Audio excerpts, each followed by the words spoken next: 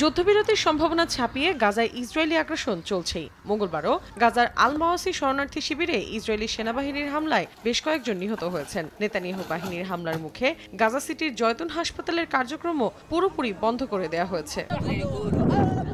একই দিন পশ্চিম তীরের সাইর গ্রামে ইসরায়েলি বসতি স্থাপনকারীদের সঙ্গে ফিলিস্তিনিরা সংঘর্ষে জড়িয়ে পড়েন। মুখোশধারী দখলদারদের লাঠি হাতে দেখা যায়, আর ফিলিস্তিনিরা পাল্টা ইট পাটকেল ছোড়েন।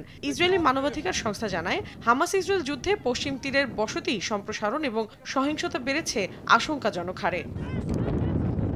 এদিকে লেবাননের ত্রিপোলিতে ড্রোন হামলায় মাহরান মোস্তফা বাজউর সহ আরও 2 জন হামাস নেতা নিহত হয়েছেন বলে দাবি করেছে ইসরায়েলি সেনাবাহিনী। হামলার ভিডিও প্রকাশ করে তেল আবিব দাবি করে, বাজউর লেবাননে হামাসের অস্ত্র সরবরাহ নেটওয়ার্ক চালাতেন এবং ইসরায়েলে রকেট ছোড়ার পরিকল্পনার সঙ্গে জড়িত ছিলেন। গাজা ইস্যুতে সোমবারের বিশেষ বৈঠকের পর মঙ্গলবারও হোয়াইট হাউসে রুদ্ধদ্বার বৈঠক করেছেন ডোনাল্ড ট্রাম্প ও নেতানিয়াহু। নির্ধারিত সময়সূচির বাইরে প্রায় 1 ঘন্টা বৈঠক করেন তারা। এ সময় গাজাকে ট্র্যাজেডি বলে আখ্যা দিয়ে যুদ্ধ থামানোর কথা বলেন ট্রাম্প।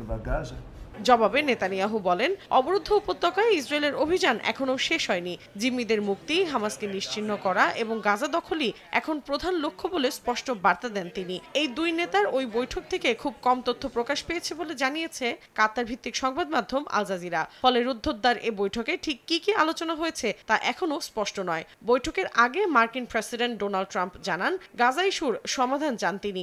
সপ্তাহের শেষ নাগাদ 2 মাসের যুদ্ধবিরতি ও কিছু জিম্মি মুক্তি চুক্তি হতে পারে বলেও আশা প্রকাশ করেন ট্রাম্প।